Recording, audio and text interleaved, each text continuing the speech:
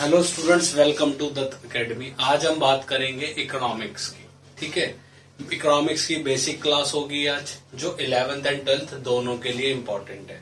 11th के लिए क्यों इम्पोर्टेंट है, 12th के लिए, दोनों के लिए क्यों इम्पोर्टेंट है? क्योंकि हमें माइक्रो एंड मैक्रो पहले 12th क्लास में आती थी, अब 11th क्लास में माइक्रो आती है और 12th क्लास के अंदर मैक्रो इकोनॉमिक्स आती है। तो इस वजह से दोनों क्लासेस के लिए इम्पोर्टेंट है। बिल्कुल बेसिक चीजें बताने वाले हैं हम इसमें।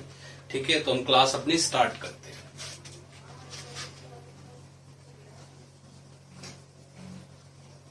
इकोनॉमी का माइंड में आते हुए बहुत सारी चीजें चलने लग जाती हैं। पैसे से रिलेटेड हमारी फाइनेंशियल कंडीशन कैसी है।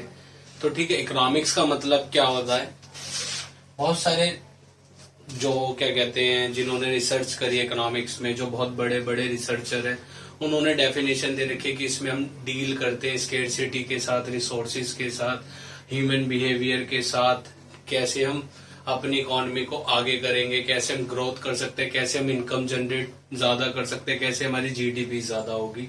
ठीक है, तो हम बिल्कुल बेसिक चीज समझेंगे इकोनॉमिक्स के अंदर। तो इकोनॉमी के अंदर सबसे बेसिक है, इकोनॉमी का मतलब है ऑल इनकम जनरेट एक्टिविटी। जितनी भी इनकम जनरेट एक्टिविटी होती है और इसमें जो भी प्रॉब्लम आती है उसके साथ हम जो डील करते हैं, ठीक है, उसको इकोनॉमी बोला जाता है। सपोज करो भाई, इसमें स्मॉल और लार्ज दोनों की बात होगी। स्मॉल का मतलब इंडिविजुअल का मतलब माइक्रो इकोनॉमिक्स, और लार्ज लेवल का मतलब होल ऑफ द इकोनॉमी का मतलब मैक्रो इकोनॉमिक्स। ठीक है, तो देखते हैं भाई, इसी को हम दो पार्ट में डिवाइड कर देंगे। एक तो इंडिविजुअल लेवल यानी सिंगल लेवल। ठीक है, इंडिविजुअल का मतलब सिंगल लेवल की बात होगी, ये माइक्रो इकोनॉमिक्स की बात है। ठीक है, और मैक्रो में आ जाएगा होल। होल का मतलब लार्ज, ये हमारी मैक्रो इकोनॉमिक्स की बात होगी। ठीक है भाई, जो भी स्टडी है, जो भी हम डील विद करेंगे रिसोर्सेज के साथ, ह्यूमन बिहेवियर, मार्केट के साथ, वो हमारी इकोनॉमिक्स आ जाएगी। ठीक है भाई, अब इकोनॉमी, मैं इकोनॉमिक्स बोल रहा हूँ यहाँ पे, तो मैंने इकोनॉमी लिखा हुआ है। जब हम इकोनॉमी की ही स्टडी करेंगे तो उसको क्या बोला जाएगा? इकोनॉमिक्स। तो इकोनॉमी और इकोनॉमिक्स में किसका डिफरेंस है? स्टडी का। और जब इकोनॉमिक्स की स्टडी करेंगे तो उसको हमने दो पार्ट में डिवाइड कर दिया, माइक्रो एंड मैक्रो इकोनॉमिक्स के अंदर। दो पार्ट में क्या कर दिया हमने?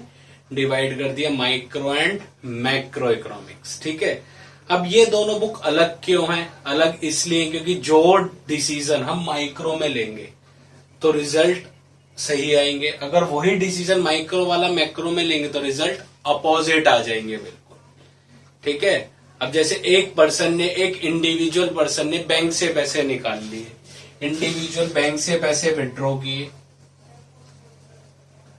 ठीक है, बैंक से पैसे विड्रॉवल कर लिए, माइक्रो इकोनॉमिक्स की बात हो रही है। तो इकोनॉमी को कोई इफेक्ट पड़ेगा? कोई भी इफेक्ट नहीं पड़ेगा भाई। कोई सिंगल पर्सन बैंक से पैसे निकाले, बैंक को तो कोई फर्क नहीं पड़ना। अगर बात करें मैक्रो की, whole India, all account holder अपनी मनी विड्रॉ कर लेते हैं तो बैंक को फर्क पड़ेगा? हाँ सर, बैंक ही बंद हो जाएंगे। सारे पैसे निकाल लिए जिनके थे, बैंक क्या हो जाएंगे? बंद हो जाएंगे।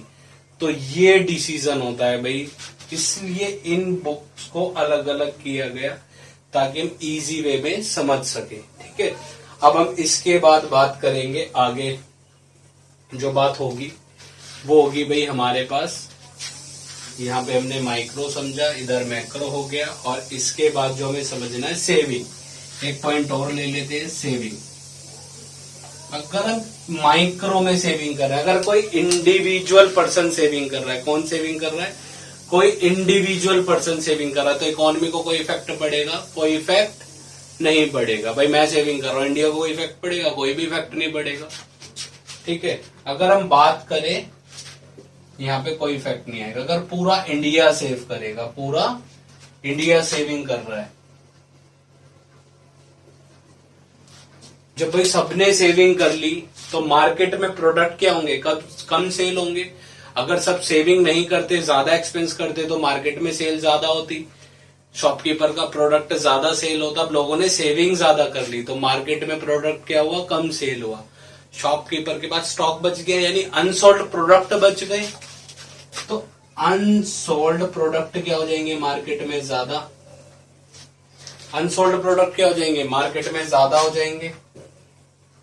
जब अनसोल्ड प्रोडक्ट ज्यादा हो जाएंगे, जब शॉपकीपर के पास पहले से स्टॉक पड़ा हुआ है, तो वो प्रोड्यूसर से क्या करेगा, कम प्रोडक्ट बाय करेगा। जब कम प्रोडक्ट बाय करेगा तो प्रोडक्शन भी क्या हो जाएगा, कम।